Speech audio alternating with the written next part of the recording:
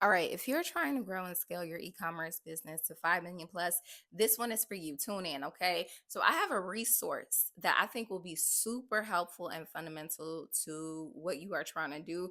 I ran into this podcast that I thought was just absolutely amazing because it gave really great frameworks for what you should be focusing on at each level and stage of growing and scaling your business. And so I want to share this because I just thought that this was so fundamental. And I wish I would have had this 2, 3 years ago when I was, starting my own accounting firm. You know what I mean? So let's hop right into it. Let's talk about it.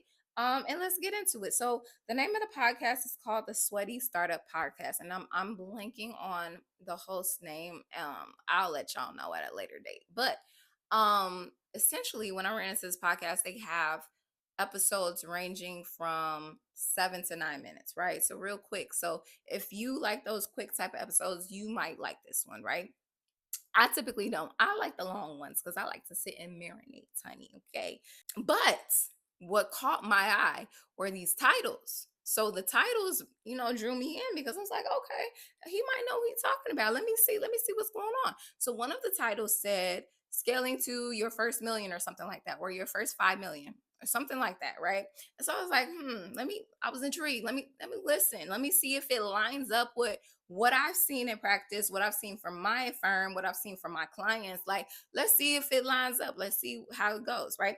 And so essentially, he jumped straight in with number one, raising your prices, right? And we hear people say this day in, day out, okay?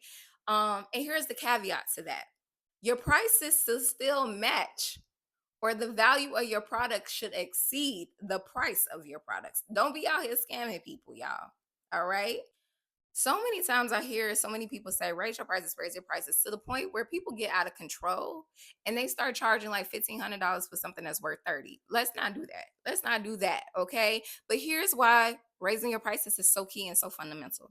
So, story time. When I first started my accounting practice about maybe 2, 3 years ago, I was getting hit up with all these clients that needed my assistance. And I was like, I can't help all these people with this 9 to 5 situation. Let me take a leap of faith. Let me go out and do my own thing. Right. And so I took the leap of faith, right? Started bringing people on for what I thought was a reasonable price. But these were reasonable prices in accordance to like QuickBooks, Bookkeeper Live prices. You know what I mean? And at the end of the day, I am only one person and I am a CPA. And I don't say that to toot my own horn, but as a CPA, I had a CPA level salary. Okay. And with that salary, I had a CPA level lifestyle. Okay. So my rent didn't change because I said I wanted to take the leap of faith.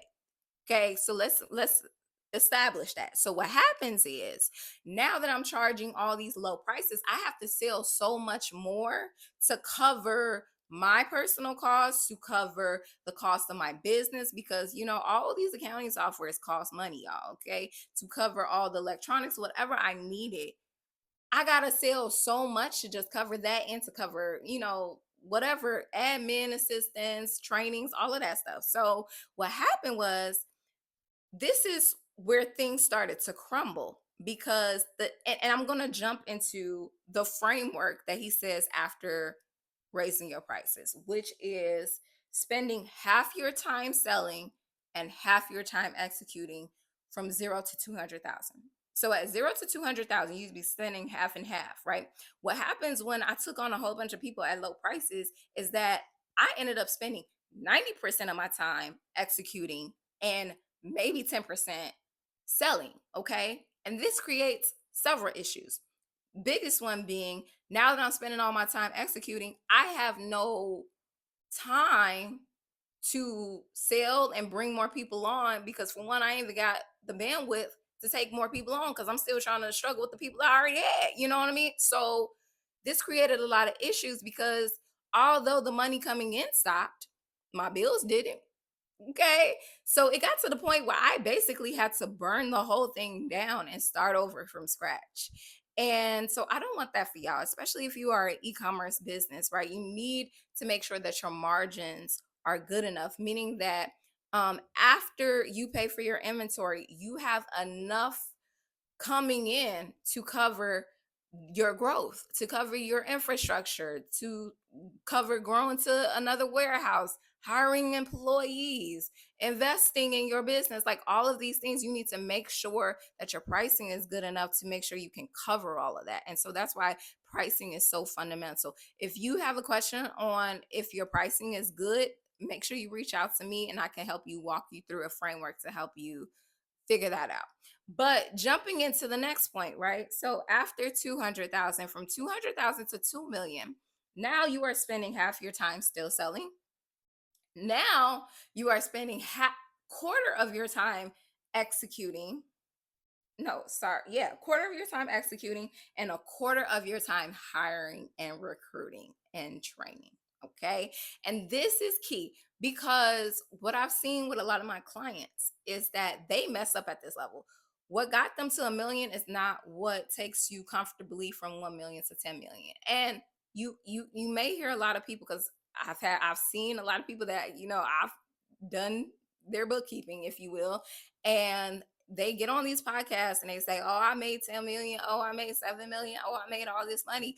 And you probably looking at them like, if only I could do that, right? But Lord Mahol, you don't understand that these people, they made 5 million to lose 1 million. So they're not profitable, right? They're in the negative 1 million, meaning that that's all in loans, debt, all of that, right? So they're drowning. And the whole time that they're over there telling their success story on that podcast, they over there stressing because they don't know how they're gonna run payroll next week. You know what I mean? So I want to highlight this, and because if you don't remove yourself out of the business, you start becoming the bottleneck of your business and stuff start breaking. Okay, so fulfillment starts suffering because you can't fulfill $2 million of products on your own. Like you need a team.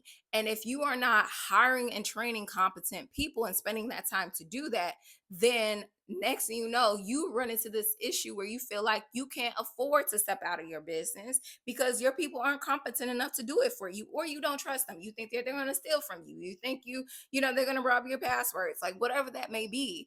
You run into issues if you are not able to replicate yourself and start delegating so that you can free yourself up to do the CEO things. Okay, so now from 2 million to 5 million, now he says that you should be spending half your time selling still, and then another half of your time recruiting. So that means 100% no execution. Okay. Now you should be fully removed from the operations of your business. Maybe you should have an operational manager, if you will, or a COO at this point. You should have somebody else running the business. It should not be you, because again, you're going to run into issues where things are going to keep breaking because you should be focusing on just cultivating the people that you are hiring to do your job well and to be selling to make sure that there is money coming in the bank, if you will. Okay. So now that we got that situated, right?